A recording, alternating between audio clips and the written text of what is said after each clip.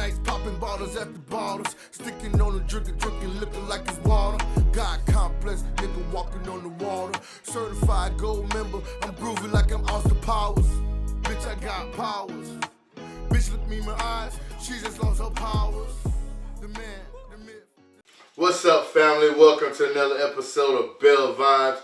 I'm your boy Juan Kenobi. You can find me at I am Juan Kenobi on all platforms. Your boy Najee Joseph. You can always find me anywhere at NA Joseph the one. And it's Trisha. You can follow me on Instagram at sincerely.trisha with 2 A's. Yo, how you feeling? I'm feeling great. Today I want to start off with a quote that I found. I'm going to just read it to you guys for a second. And then we're going to get into it, okay? And yeah, you know, we're going to get deep today. We're going to let our minds elevate a little more. This quote says, healing is hard because it's a constant battle between your inner child who is scared and just wants safety, and your inner teenager who is angry and wants justice, and your adult self who is tired and just wants peace. Be gentle with yourself. Hey, that says a lot, man. People go through a lot of problems. You may not talk to them, you know, you may not call them every day, but sometimes you do need to check on people because our mental health is a deep stat. So, saying on that, how do y'all feel about your mental health? Where's your state of mental health at the moment? Let the ladies go first, you know. I feel like I'm like at a 9 out of 10. Why you say 9 out of 10? Because there's always room for improvement. And right now, I don't know, I just be in my head a lot about a lot of different things, so. But pretty much, I feel like a 9 is good. Like, we're not all gonna be, nobody is 10 out of 10. Because there's always some shit going on. You always got shit that you constantly dealing with, battling with within yourself. So I don't think anyone is a 10 out of 10. Some days I'd be a 10 out of 10, mentally. Some days I'd be, ooh, I'm the best thing out since sliced bread. And then be other days, I'd be chilling. I'd be like, man, I just want to be left alone. Naj, what's going on, bro? Listen, for me, I'd have to say mental health right now would be at like a 7. And I think a lot of people navigate that. You know, it's very hard to say, like you say, high. I think the 7 is just a good number because, just like you said, there has to be that room for improvement. But, yeah, that's just where I have to place it right now. I just feel like things are good. I think 7 is a good thing. I'm not saying that it's a bad thing. 7 is a good thing, but right now there's a lot of things we could improve on. The reason I asked you guys that question because I be feeling like sometimes we say we're good and we're not good because it might be some trauma we might have when we was younger that we may not even talk about or even let anybody else know what may happen. But it's a lot of childhood trauma that just, it sticks with people. And sometimes they don't know how to handle it. You feel me? And I just feel like we got to be more tentative to the kids to see what they're doing, how they're doing, because you never know. As kids, you go through things and sometimes you can't talk to your parents or you don't feel good talking to your parents and you can't really confide in them because they're parents. But as a parent, me, myself, I try the most to talk to my kids. I talk to my son every day when he comes from school. You know, when he's sad, if his face don't look like it looks every day, I'm always like, yo, what's up? You got something on your mind? What's going on with you? So I feel like childhood trauma can start a lot of slippery slope downhill spiraling, if you ask me. How y'all feel about childhood trauma, though? Or did y'all ever experience any childhood trauma y'all okay to talk about? Well, I wouldn't say I experienced childhood trauma. It wasn't until, like, I got older and I was on my own. And certain stuff happens that you just had to deal with. And it's like with you dealing with different people and different environments. And sometimes you may put yourself into predicaments. Not saying that you went out and said, oh yeah, I'm just gonna stand and let harm come towards me. But sometimes, if you drink too much, you black out, some shit happens. Like, you could have prevented that if you didn't do certain stuff. So I feel like with being in certain environments and around certain people, because people get intoxicated or be high off of whatever they be off of, and they may do things irrationally that later on affects you. Like, I know, like, especially with women, there's a lot of sexual assault and being raped, and that is something that's very traumatic that a lot of females go through, and they don't talk about that because they feel like they're going to be judged. It's like, even if they were comfortable enough, they're like, if I tell this person, then they're going to think, I forced them for this guy to come to me and be like, hey, I'm going to do this to you. Oh, I invited you into my safe space and you took advantage of that. And now I'm left to deal with all the trauma that comes from that. And other people on the outside are just looking like, oh, she wanted that. She was the hoe. She's the one that led him on. And it don't really be like that. And I feel like when you get older, sometimes you might go through things that are like that or other things that may affect you, and you don't realize it until later on. And other people are seeing that you're slowly but surely changing, and you don't see that. And you're just like, oh, it's nothing. It's nothing. And the whole time, like, that one effect leads to a whole bunch of other stuff happening. You're changing your attitude. You're being closed off. And it just causes more problems down the line. So, yeah. Yeah, I think when it comes to childhood trauma, it's something very serious, especially growing up Haitian. And I grew up in Haiti, so I'll tell you right now, anybody, Haitians who know already know. See, Obi's already laughing now. So I'll tell you right now, it's tough because it's two ways, right? It's a two-edged sword. I could say that I'm strong now and I'm the person that I am because of all the stuff that I went through, right? I mean, you got to be put through the rigor to become sharper and be stronger, right? That sword has to go through all the beating, the heat, the cooling, and all of those to produce, that sharp object. However, we don't talk about the process and the pieces of us that get chipped away at that process. And I feel like a lot of times, especially Haitian parents, have an easy way of just singing right through it. They'll pass right by it. And I don't really know what their formula is with that. I mean, I'm not saying that I want them to completely be this overbearing, like, oh my God, what's wrong with you? Because I don't want that either, right? I don't want to make our kids soft. However, there definitely needs to be some type of conversation and some type of ability to be vulnerable to your parents when you are of that age. Trust me, I do get it when you're of a certain age. You're like, hey man, come on, you're 18, you're 20. You go into your parents, you got to handle it a certain way. But man, when you're talking about kids who are 6, 7, or even coming into their maturity at the 13 or 12, you really have to start paying more attention to your children. And I feel like, especially in the Haitian community, there needs to be more of an open, especially what you mentioned with the young women getting in compromising situations, getting raped by, either people outside of their circle or inside their circle.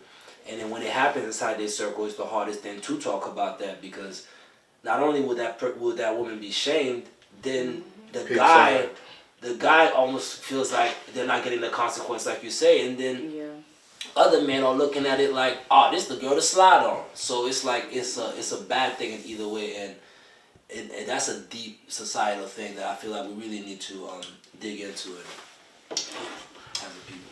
Yes, I feel like childhood trauma is the beginning of it, but mental health is so deep. Like, we was talking about this yesterday at your house.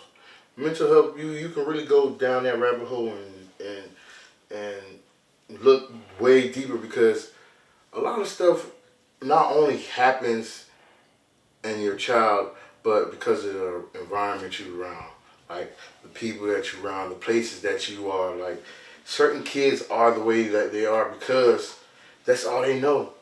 If you don't know how to think a different way, and you get put in a situation now, it's like, I want to go back to what I know. I'm uncomfortable. I don't feel safe. I don't feel right. But even though you might wake up and you go to sleep next to roaches every day.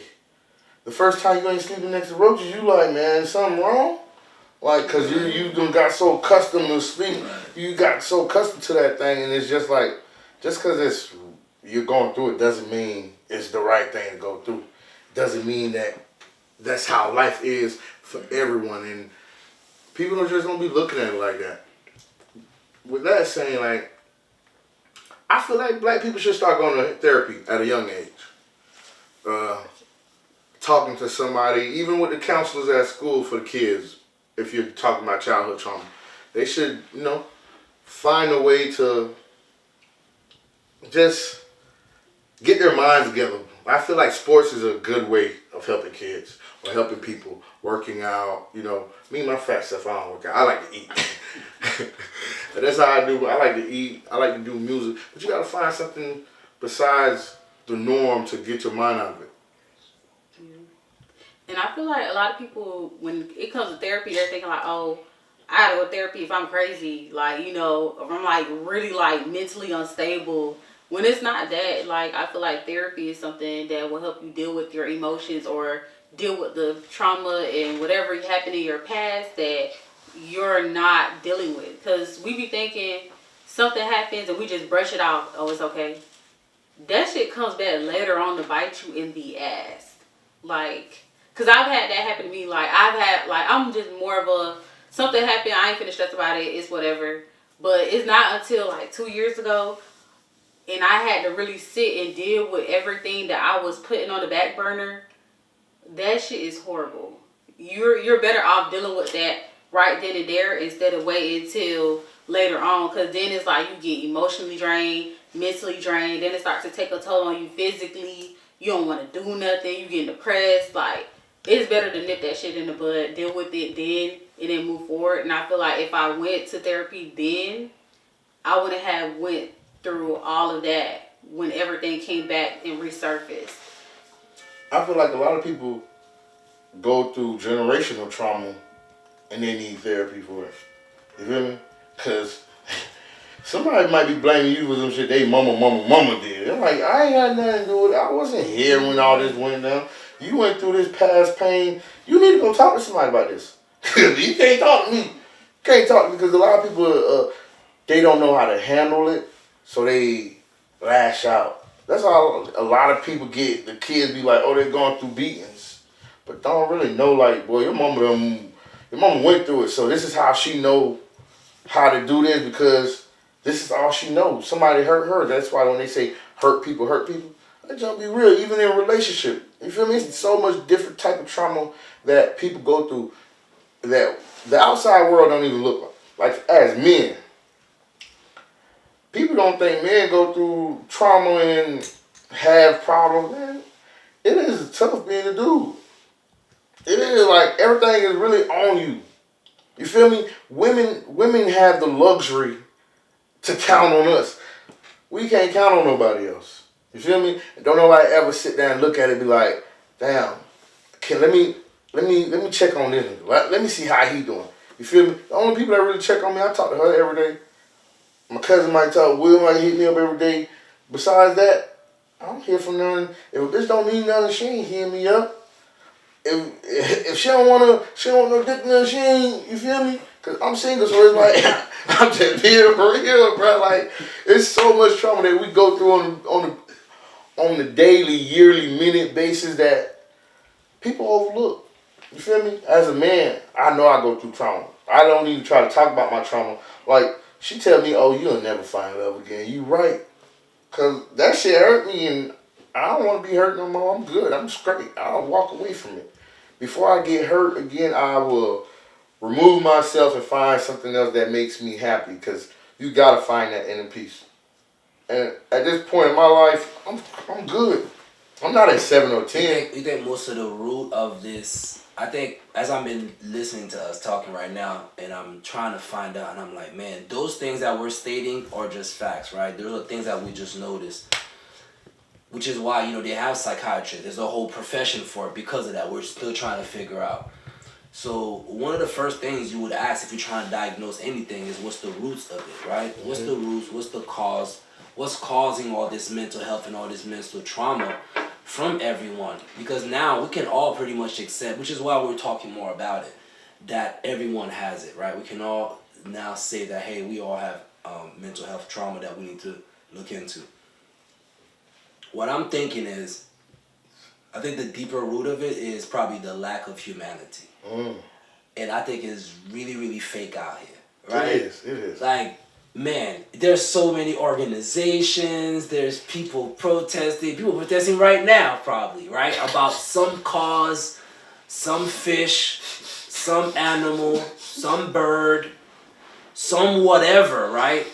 But yet, like you just said, they're not gonna call their cousin though, right? They're not gonna call their mama though. Or if they got an issue with that friend that they have that they really could just call them and talk to them, they're not. They're gonna tell themselves everything that the friend is gonna say or not gonna do to the why they don't even mess with them anymore.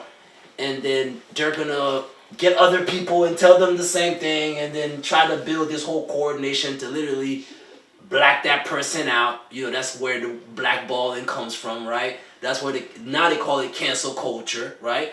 But all it is just like, we don't mess with that person. Yeah. So it's like, but yet that same people in that group, whatever the group that they are, will tell you that they're the most open, they're the most gracious, they're the most loving. So I just feel like the deeper root of mental health is because of that. Because I'll tell you, that's where mine came from. Mine came from, like you said, you being a child, you're genuine, you're innocent, and you're coming at all these different points in your life, and you're realizing, like, it's just fake. You know, all of it is just fake. So, like the tooth fairy, you know, it starts right there. It starts right there with your first tooth. No lie. And especially in Haiti, weird stuff happens. So you believe in that stuff. Man, they told me the tooth fairy was like, bro, when I'm telling you I didn't sleep, when I first lost that first tooth, I did not sleep. And of course, when I finally fell asleep, I woke up the next day, and Haiti had the $5. It was like a red $5 little bill. I don't know if y'all remember. People who know. And that little $5 was crispy under there. And I was really amazed. I'm not gonna lie. I was like, when did that tooth fairy come and take my tooth and give me that $5? You know what I'm trying to say? So, but then no lie, like I was so caught up by. I think I was just so on it for so long. My cousin finally told me, it was like, it's not real. Like, shut up about it. It's like your mom went there when you fell asleep and switched the dollar and put it in. And then it was just like, yo, it literally was crushing, you know? So I'm sure kids in America dealt with the Santa Claus thing. You know, it's all those little innocent white lies that you build on your kid in all these years and then just find out like it's BS. You know, all the toys that are just plastic that you give your kids to play with for attention instead of giving them your attention. You know, all of these things. It's just the root of it. And I think it's just real lack of real humanity. We all feel like we're so human, we're so loving. It's not true. Again, I probably live in the hood right now, right? And I hear it all the time. You guys have no idea what I hear these mothers screaming at these kids on a daily basis. When I mean just absolutely just rah, rah, rah, rah. I mean, you can hear the anger and, you know, and they do it so much where the kids don't even vibe no more. They don't even, it passed right through them, right? And then, again, for example, just earlier today, there was police all through my junk. They're ready to fight because somebody said something to the kids, right? Because the kids are running wild everywhere. If anybody's like, yo, young man, pick this shit up, or whatever it is that they might try to, because again, it used to take a village. It used to take a village. So now anybody who, you know, you don't terrorize that kid so much. Now they're loose on the community. They're just doing crazy stuff. So anybody's like, yo, maybe try not to jump on that car. Maybe try not to throw rocks right into the street. You break, you know, the windows are being thrown out and you're just breaking them. Maybe try not to do that. Or whatever it is. They come out the door. How you talking to my kids? I heard this lady say, I'm willing to do 1,000,000 years behind mine. What are you talking about? What are you talking about? You're gonna do 1,000,000 years. You treat your kid like trash every single day. You scream at them. You probably scream at them when you wake them up to go to school in the morning, right? And then you willing to go behind jail and do 1,000,000 years behind yours. It's a lie. Like, where's the real humanity? I just feel like it's a big lie. And that's why I think starts the mental trauma. And it starts from the youth. Yeah. I also feel like it goes to parents not knowing how to parent. Yeah. I feel like a lot of people may have had children young. They were a kid when they got into it. And then it's like your parents were not good parents. So you don't know how to do certain stuff. I can't speak for everyone else, but like me personally, I feel like one of the things I had to learn was being more affectionate. My parents are not affectionate at all. They are wonderful parents, but that affectionate shit is like, no. What affection? Yeah. You not finna get no hug. You not finna get none of that. It's like now my mom, she's trying to do it now with us and her grandkids. But it is still weird and awkward because you wasn't like that. You weren't like that. Like, and I feel like that's because, with her parents, they weren't like that. They weren't like that So either. she didn't know how to be affectionate. Because I ain't gonna lie, I probably seen my mom kiss your daddy their wedding day. Maybe once after that. I don't think I ever seen them kiss her either. like, for real. For real, bro. Yo, like, for real. Tight, Well, there ain't no love. Like, it's an Haitian household. Bro, listen, bro. It's tight with us. It's tight with us. I remember I was like 16, 17. I told my mom, "Oh, you don't never tell me you love me." She said, "I gotta tell you I love you. To you to know I love you." Yeah, man. So now you gotta tell me. I need that reassurance. She looked at me like, "Nigga, do you eat? Do you sleep? When you need something, do you get it? Nigga, if I ain't go to work, if I ain't love you, I wouldn't take my ass to work. I wouldn't do nothing that I do now." And I had to realize when I got older, and I had my kids, you better not ask me, do I love you? Because I'm doing everything I do because I love you. You feel me? The reason I move the way I move is because I want you to have the best. If I ain't love you, do I want? But I also tell them I love you all the time. Excuse me. Because that prestige. Is that the ultimate sacrifice though? Is that really the ultimate sacrifice and the ultimate reward of somebody's life is to raise children? Is that what it is? Ooh. And I really think so. I really think it's the ultimate sacrifice and the ultimate reward. Because right, you have to get reward, you have to sacrifice, right? And it's to raise children. And the mental health starts where, again, babies is having babies out here. Like, people's not going through the rigorous checks and balances. The same way they make people have to get their credit right, do a deposit, and do it whatever right to buy a house. I just feel like bringing children into this world. I'm not saying the government should be regulating people's vaginas, or, people having children or not. But I just really think that people themselves should have that regulation between each other of being like, how are we going to do this and take steps to have kids? So, again, I didn't do these things, right? I didn't do these things. I wasn't raised with my father and moms in a household. I was raised with just some moms, no excuses, but I just didn't know these things. So, I started having kids early already and did it. But I'll tell you what, if I could go back now with the structure that what I know now, I would definitely advise my sons or my daughters to marry before they carry, because I feel like it does do a whole lot when it comes to raising children into a healthy household and raising men and raising women who are supposed to then grow your generation and your legacy. So marry before you carry, I feel like would solve so many mental health issues. But you gotta understand, by a person that being married, I don't want my just to be married at a young age. Wait till you're like 35 to get married. Cause when you young, bro, you wanna experience life, dog. Real shit. I got married at 30, and I felt like that was too early. I'm divorced now. I'm 34. You feel me? That was too early for me, bro. I was still outside. My mindset was still outside. Like, when they say men and women change and evolve different, like, it's the maturity.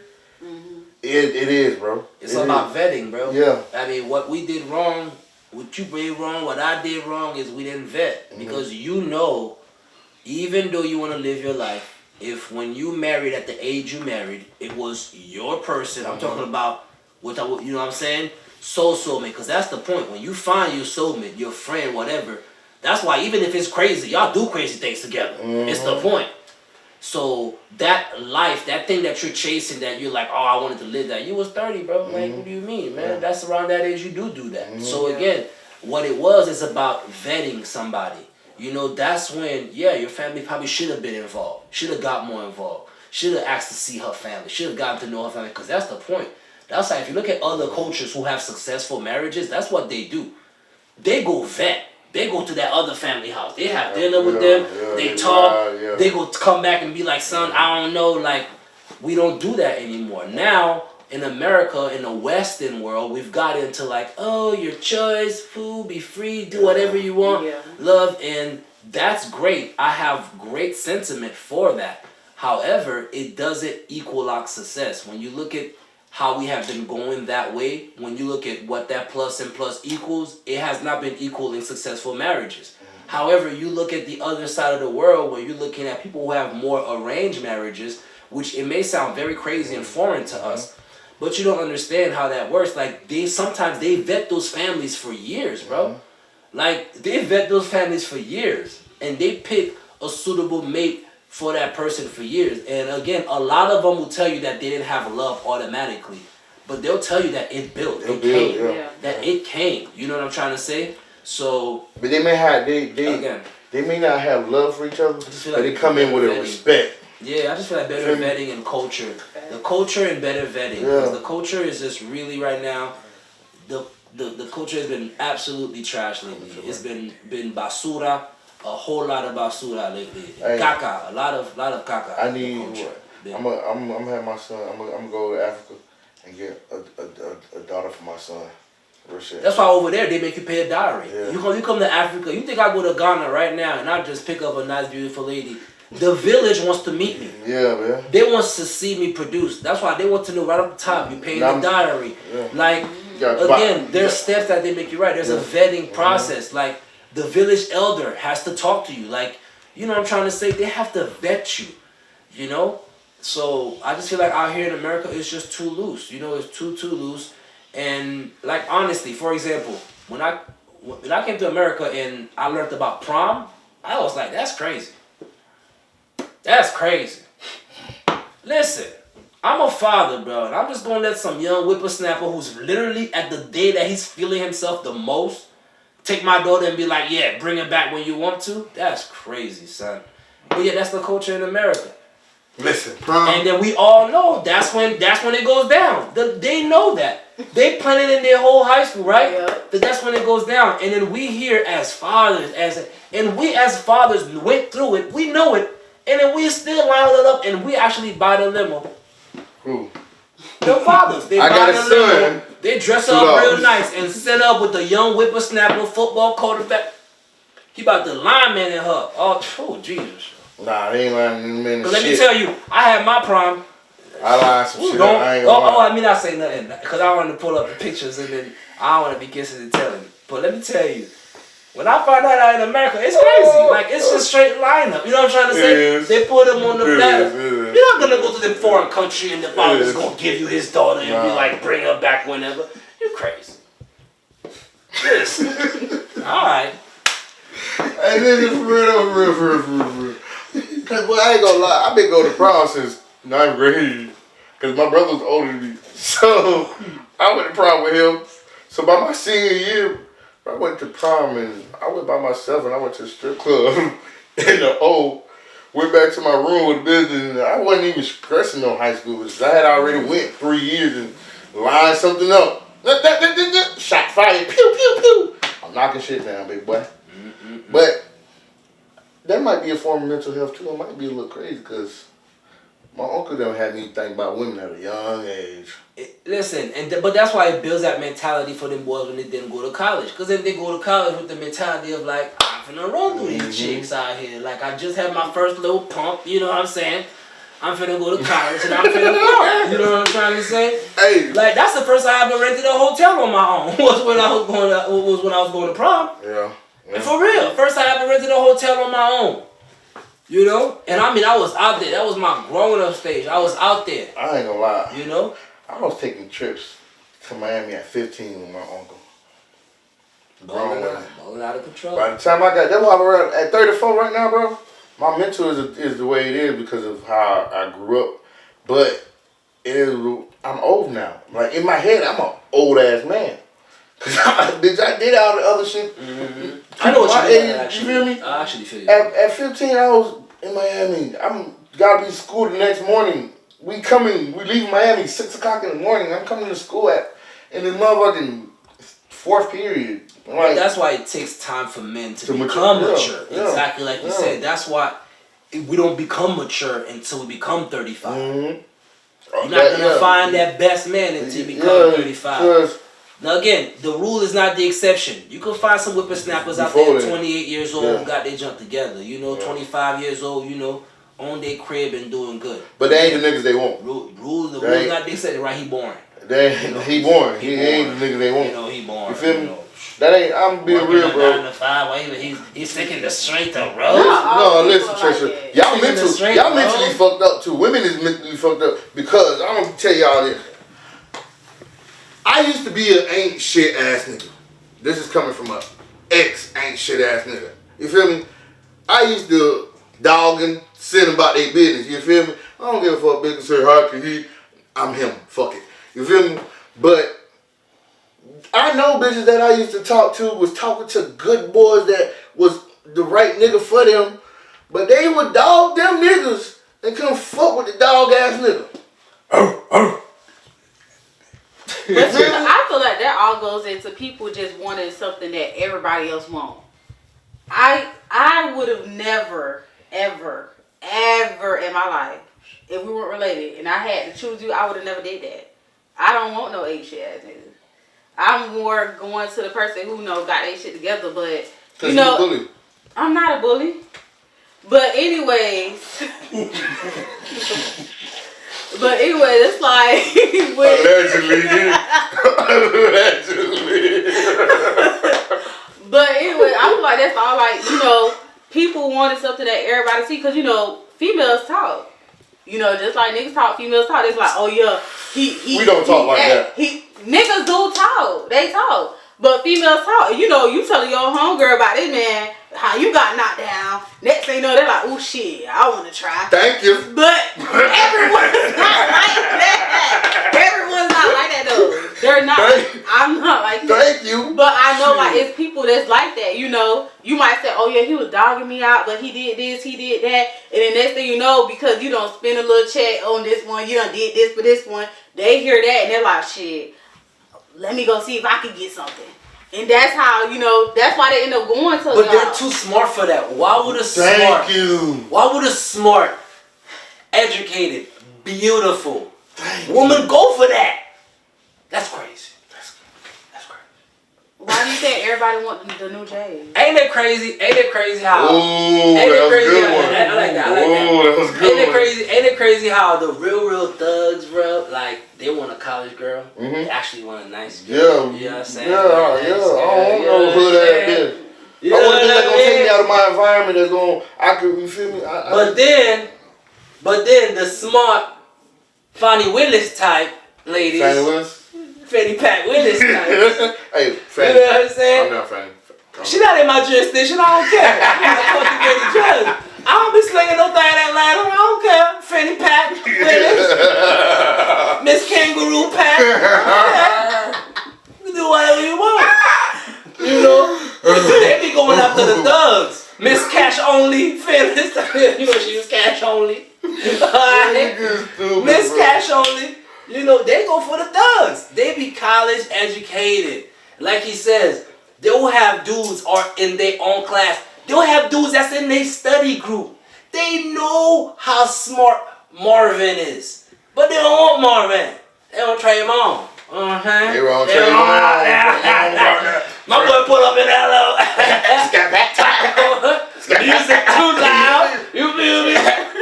Yeah, nigga. You hear me? Listen. Got the full fit. He dripped out. He dripped out. Full pocket. Full gift. Little baby though. Okay, They slide. Oh shit. You know they slide. I'm gonna tell you right now, Bobby. Listen, when you see that dude pull up and pick her up, focus on you, King. Focus on you, King. I'm telling you, if you like her, and you Trayvon pulling up, cause I'm telling you right now, Listen, no Diddy. Trayvon not playing with her. He got his Timbs on. Listen, he don't wear no socks because he's not slipping. He's not sliding. Trayvon keeps his shoes on, and if he happen to take them off, he put them slides on. All right. All right. Just saying. Hey, listen, man, this nigga here funny.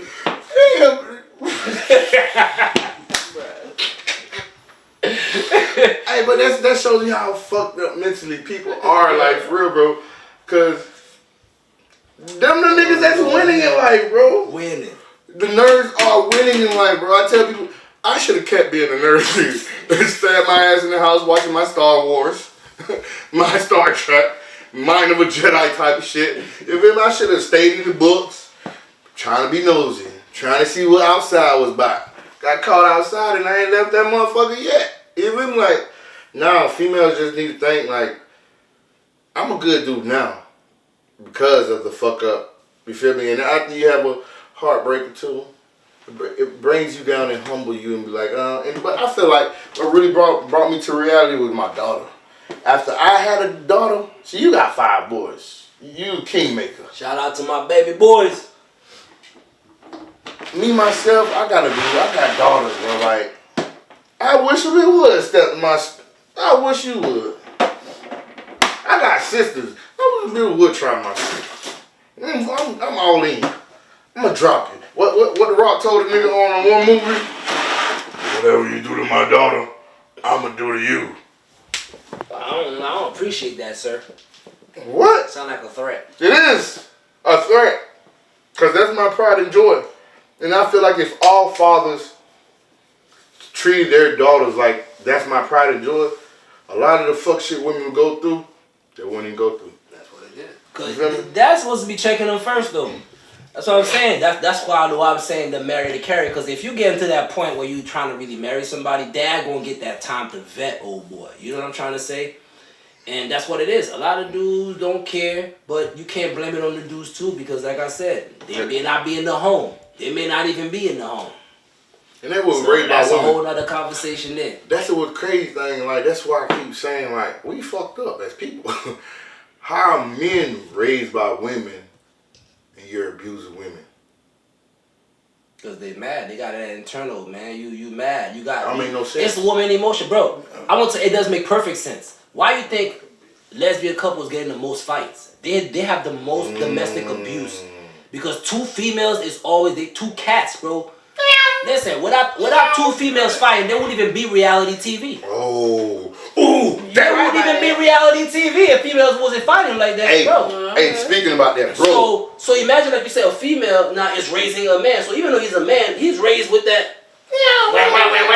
He ready to Listen, bro. So when the chick get out of hand, he's not gonna come down, smoke a cigarette or whatever. He gonna pop upside the head. I was so surprised last night. I'm over here chilling with bro, and he was like, "Man, I just want to watch some ratchet shit." I started laughing like crash outs. Listen, this man put it on the show. I don't know what the name of the show. But he put it on the show, bro. Crash out. Listen, the shit I seen. And then he was like, bro, you know they doing all this for $10,000. I said, $10,000? Y'all on TV making a fool for $10,000, bro? Eyes bruised up, y'all. Bruh, I seen the weakest fight in life. Oh my goodness. I ain't even gonna speak about, but it was the weakest fight. Like 2 niggas just. They was swimming. They was trying to swim. Them boys was swimming. Like, what the hell is going on? Bro, you gotta be crazy, bro. I ain't doing none of that for $10,000. Bro, $10K, bro. Big call me what you want. Oh, he dumb. He throwing rocks at the chain gang. But I'd rather go back to what I know than go embarrass and disgrace my family for $10,000. Like, you ain't got no home training for $10,000. But if you want to make $10,000 and you want to fight, go do a boxing match or something. Yeah. Go box. Amateur boxing, you make $10,000. Like, that's nothing. We need to really revamp the culture. I'm not gonna lie. I think the culture has to really take an internal look. It's easy to blame everyone else. I get it. I don't think y'all should stop studying these causes. I don't think you should stop fighting for reparations. I don't think you should stop thinking like to look over your shoulder because, hey, you know, Sometimes the white man may not be looking for you. But we cannot keep putting all that as the front street anymore. The biggest part of our problem is self-checking and self-accountability. Thou must check thyself, all right? We have to start checking ourselves first for our community to prosper. If you guys need to look up, right? Look up right now on y'all Google. When the black community makes money, how long does the money stay within the black community? Not at all. Look at now that number with the Jewish community. Look at it with the Asian, with the Spanish community. See how much their dollar circles within their community before they start spending with somebody else. Things of that nature is what's really keeping us down. It's affecting our mental health because everybody can say that money is not important, money is not the key to happiness or whatever, but it's a hell of a deposit. It's a hell of a deposit. I'll tell you what now. So anybody who has mental health issues and who has too much money, send it to me. I'll help you. I'll show you how to spend it. Yeah, right.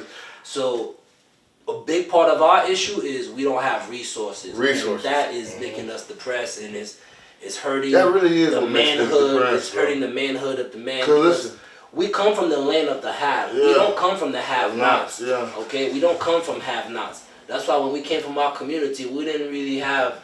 We used to share. We used to share crop or whatever. And that's why we used to raise the neighborhood. That's why we had polygamy. Because, again, we believe that every woman should have a wife. Let's not leave kids out there with no daddies. We come from the lands of have. Okay? We've never come from the lands of have-not. They come from the mountains where everything has to be reserved. It's like, this is mine because this gotta last me a month. You feel me? We didn't come from that. So we are completely different people. And what's holding us back is being in this land, which is not our land, and the rules and the customs, which are not our rules and customs. Is it not our land? Well, it's our land. It is our land because a lot of black people are indigenous to this land. So I'll correct by that statement. I'll correct that. It's definitely our land. It's definitely our land. But the culture and the rules that we're following is not our culture. It's not our rules, and it's messing with us. It's really when you really go down to the deepest of it all. That shit is generational, bro. It's a generational curse. If you don't break that generational curse, you're going to be doing the same thing over and over. I talk about this all the time because they'll tell you in American history, it lets you know a lot of families did not become wealthy until Prohibition. You feel me? After Prohibition, a lot of broke Jew people that came over, they skyrocketed. Irish, the Italian, all they skyrocketed. And no lie, the Italians, look this up, yo. The Italians, the Irish, all them folks were niggers too. They were pretty much like niggas out here, okay? But then again, they joined together. I'm telling you. Unions. They're unionized. Boom. That's what I was about to bring it right there. That's why Haiti is so strong. On our flag it says it, l'union fait la force. It really is the only way. You know, like Planet of the Apes, how old boy was like, you know, one little stick, but then you got plenty of sticks. It's hard to break. Can't break it. That's just what it is. Can't break the union. The issue that black people have is, the biggest issue that we have as a culture, as I don't even like saying black people, but you know, darker skinned people, is we just cannot find that mesh to work together. But if to build together. If everybody really understand what's going on around us, I'm gonna take the so it could be something that everybody can understand. Take the Kendrick Lamar and Drake beef. I don't think Kendrick is actually going at Drake. If you sit back and look at it, the song "Not Like Us," Drake is just the one that gotta take the punches. But he ain't going for it. If you really listen to it, he's talking about, hey, they ain't like us. The system. We need to. They're putting this propaganda in front of us. They're giving us this bullshit rap. Rap was ours. Music was ours. Like, they took blues from us. They took rock from us. Everything that we cultivated and made ours, they took it from it and then told us that somebody else was the creator or somebody else was the best of all time that we know. Elvis.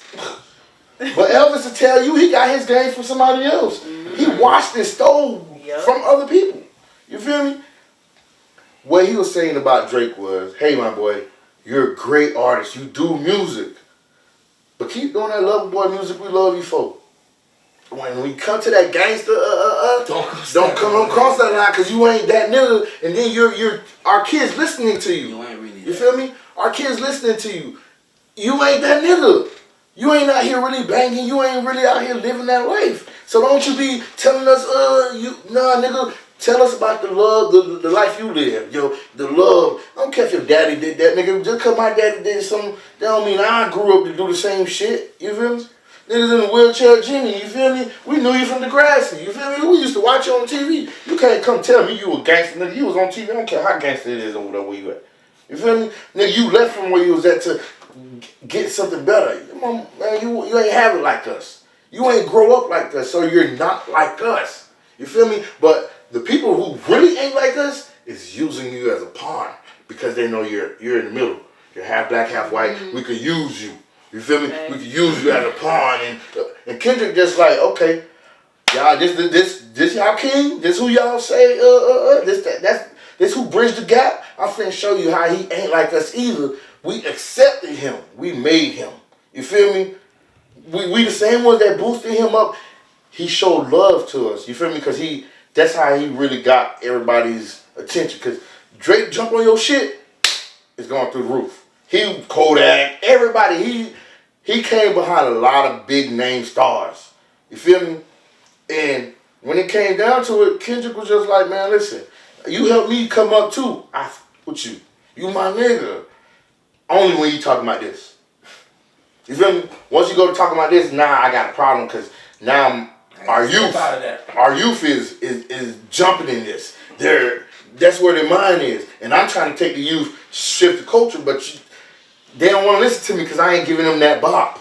I'm giving them too much game, too much real music that they don't, it's going above their head. But you're giving them bullshit. You could really be giving them game too. But you're giving them that watered down bullshit, and they're taking it. And this is upsetting the real. And the real niggas, it's took time like, nah, fuck y'all niggas. You feel me? That's just how it is. It's a generational curse that we all gotta break. How you feel, baby sister? How you doing? I'm good. I just feel like y'all want to talk to you for a second. No, well, I mean, just to wrap up everything, really bring this conversation to a full out circle, I would just recommend therapy, yeah. Therapy. I don't think we should OD on it, because don't get me wrong, too much of anything is a bad thing. Mm-hmm. So, because I'm telling you right now, that therapist got problems too. Yes, so they're a human being. Yes, you do. So, I don't think you need therapy all your life or whatever, but every now and again when you're feeling that, you do need to speak to somebody outside of you, outside your immediate circle, and break some things down and have that honest talk. So I would highly always recommend therapy. I haven't done it much, but I have done it I think one time in my life, right? And there's a lot of skills that I learned during that time that I still use to this day. So I ain't gonna lie. think it's an amazing thing. To come full circle and wrap it up, yes, you can go to therapy. But like my auntie used to always tell me, I got the best therapist in the world. You close your eyes and talk to God. Talk to God. He gonna talk back. Good job. Listen. That's right. He'll tell you the truth. He'll tell you what's wrong. Like, it's a universal law it's a code in your DNA that you know when you're doing wrong, when you're doing right. He gonna talk to you. Close your eyes and pray, you feel me? But once again, welcome to the best time of your life, baby. Come catch a vibe with us. Every Sunday, Tuesday, Wednesday, Thursday, Monday, whenever you want to talk, whenever you want to hear some good, fresh, innovative conversation, come check us out at Belle'Vybez. Like, share, comment, subscribe, show us love, and we're going to show you the same love back. We got it right here with my boy Najee, you already know, Najee the one. Follow me anywhere. And Trisha, you can follow me on Instagram at sincerely.trisha with 2 A's. Hey, all y'all, go follow me. New music on the way. Me and Najee got a banger. Doo, doo, doo. It's coming. When I drop it, y'all gonna know.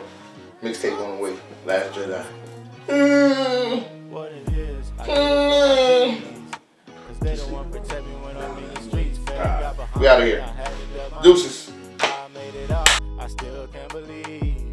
In every bar's a scar, I'm covered in scars. All of this blood, I'm making this art. Looking at my life, how I made it this far. Looking at my life, how I made it this far. Yeah, smoking my